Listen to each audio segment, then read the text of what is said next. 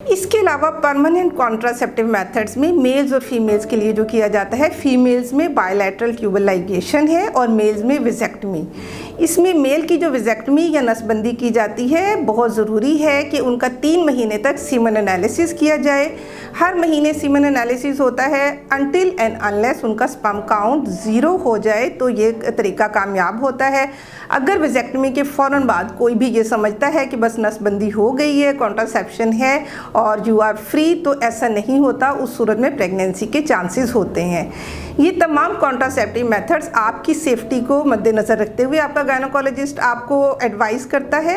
और जब भी आप प्रेगनेंसी प्लान करना चाहें, अपने गायनोकोलॉजिस्ट से कंसल्ट कीजिए। आप अपना इम्प्लानॉन रिमूव करा सकते हैं, आप IUCD रिमूव करा सकते हैं।